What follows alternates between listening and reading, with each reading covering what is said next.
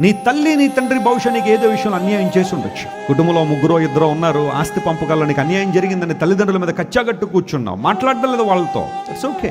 కొన్నిసార్లు అలాంటి బాధలు తల్లిదండ్రులు కూడా నీకు అన్యాయం చేసి ఉండొచ్చు. నీ పరిస్థితులను బట్టో లేకపోతే నీ స్థితిగతులను బట్టి అన్యాయం నీ సొంత అన్నయ్య నీకు అన్యాయం చేసి ఉండొచ్చు. ప్రతిరోజు మాకు వచ్చి అనేకమైన ఉత్తరాలు ఇవే, మా సొంత సిబ్లింగ్సే మమ్మల్ని మోసం చేశారన్న. ఆస్తి పంపకాల్లో కావచ్చు, ఎక్కడొచ్చాడు మాకు రావాల్సిన రానివ్వలే, లాగేసుకున్నారని, మాట్లాడడం లేదని. లేకపోతే ఆఫీసుల్లో కొంతమంది అన్యాయానికి గురైన, ప్రమోషన్ రావాలి, ఆయన కులాన్ని బట్టి ఆపేస్తుంటారు కొన్నిసార్లు ప్రమోషన్.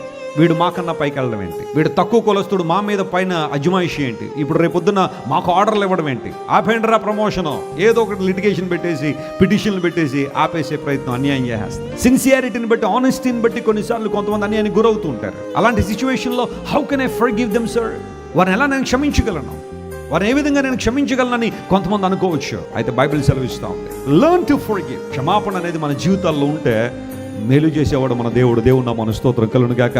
ఆయన ఎప్పుడు కూడా మనకు అన్యాయం చేసేవాడు కాదో.